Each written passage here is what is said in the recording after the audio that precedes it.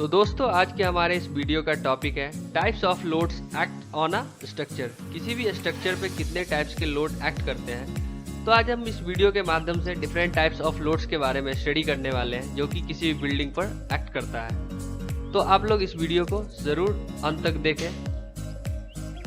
These loads considered while designing a building or any other structures। In loads का consideration किया जाता है किसी भी बिल्डिंग या कोई और भी स्ट्रक्चर को डिजाइन करते वक्त। तो इसलिए यह टॉपिक बहुत ही इंपॉर्टेंट हो जाता है किसी भी सिविल इंजीनियरिंग स्टूडेंट के लिए। तो दोस्तों आप लोग इस वीडियो को अंत तक जरूर देखें। Types of loads act on a structure.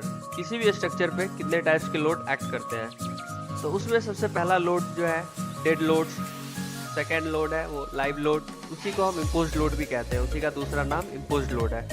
Third wind loads, जो तीसरा लोड है कैटेगरी में वो विंड लोड है। Fourth snow loads, fifth seismic loads या अर्थक्वेक लोड, सिस्मिक लोड को ही हम अर्थक्वेक लोड भी कहते हैं। और सिक्स्थ कंस्ट्रक्शन लोड्स। तो ये कुल 6 लोड्स हैं, और भी लोड्स हैं जो कि स्ट्रक्चर पे एक्ट करता है, लेकिन हम इस वीडियो में मेनली ये 6 टाइप के लोड्स के बारे में डिस्कस करने वाले हैं। First dead loads. Dead loads क्या होते हैं? The self weight of a building, weight of wall, column, floor, roof etcetera are the dead loads.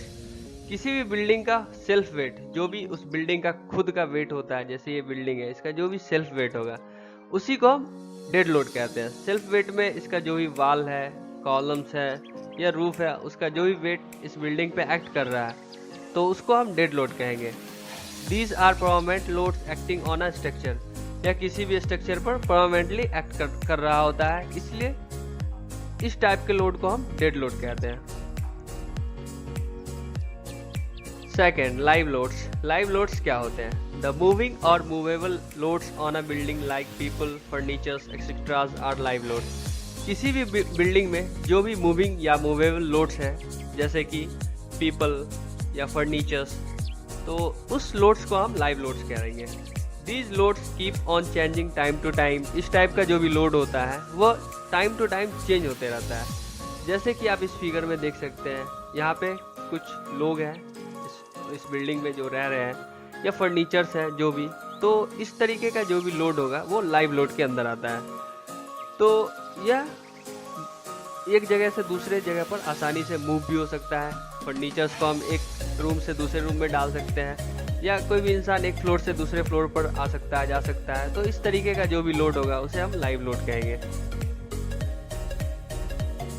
Third wind loads. Wind loads क्या होते हैं? तो किसी भी स्ट्रक्चर पे जो भी लोड विंड की वजह से, हवा की वजह से अगर किसी भी स्ट्रक्चर पे कोई लोड एक्ट करता है हवा के मूवमेंट की वजह से, तो उस टाइप के लोड को हम विंड लोड कहेंगे।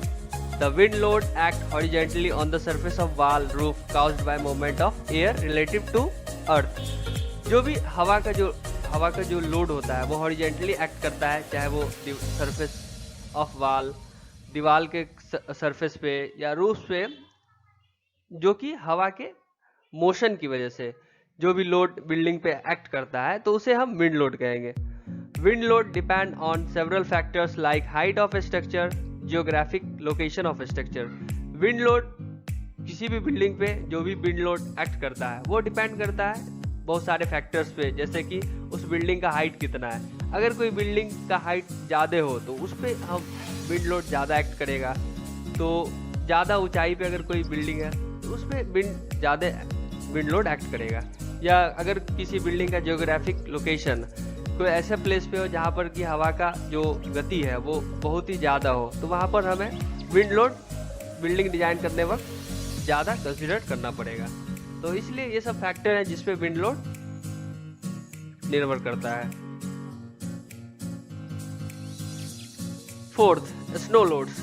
स्नो लोड्स क्या होते हैं? The loads caused by snow on a structure are known as snow loads. किसी भी स्ट्रक्चर पे स्नो की वजह से जो भी लोड एक्ट करेगा तो उसे हम स्नो लोड कहेंगे। Snow loads are only considered in snowfall areas. Snow load को हम स्नोफॉल एरियाज में ही कंसिडर किया जाता है, क्योंकि आम एरिया जैसे नॉर्मल एरिया में स्नो, जहाँ पर स्नो नहीं गिरता है तो वहाँ पे हमें स्नो लोड काउंट करने की कोई ज़रूरत नहीं है। तो आप जैसा कि इस फिगर में भी देख सकते हैं, यहाँ पर जो इसके रूफ है, रूफ पे स्नो की वजह से जो भी लोड एक्ट करेगा इस बिल्डिंग पर, वो स्नो लोड कहलाता है। Earthquake load. अर्थक्वेक लोड क्या होते हैं? इसका दूसरा नाम सिस्मिक लोड भी है। तो the loads are internal forces which act on the structure due to the earthquake developed ground moment. किसी भी स्ट्रक्चर पे वह इंटरनल फोर्स जो कि अर्थक्वेक आने के बाद जो ग्राउंड का मूवमेंट होने की वजह से लगता है, तो उस टाइप के लोड को हम अर्थक्वेक लोड कहेंगे। These loads are also seismic loads, इसे हम सिस्मिक लोड भी कहते हैं। तो स्ट्रक्चर पर जब कहीं किसी एरिया में अर्थक्वेक आता है तो वहाँ पर हॉरिजॉन्टल और वर्टिकल मूवमेंट होता है ग्राउंड लेवल का। तो उस कंडीशन में हमारा स्ट्रक्चर भी शेक करता है। तो शेक करने की वजह से उस स्ट्रक्चर पे काफ़ी लोड आता है। तो उस टाइप का जो भी लोड होगा उसे सिस्मिक लोड कहते हैं। आप इस फिगर में देख सकते हैं, अर्थक्वेक आने की वजह से इधर से भी लोड लग रहा है, इधर से भी लोड लग रहा है।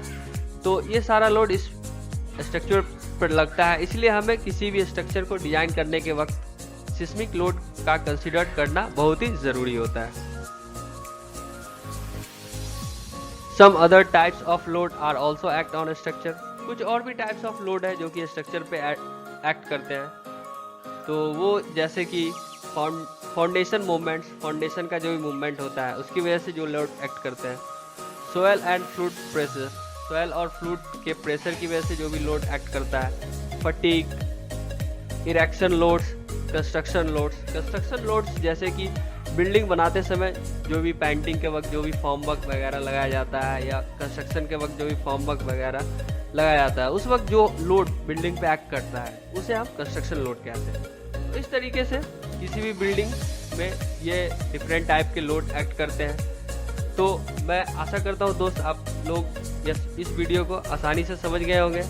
अगर आपको यह वीडियो अच्छा लगा तो इसे ज़रूर लाइक करें और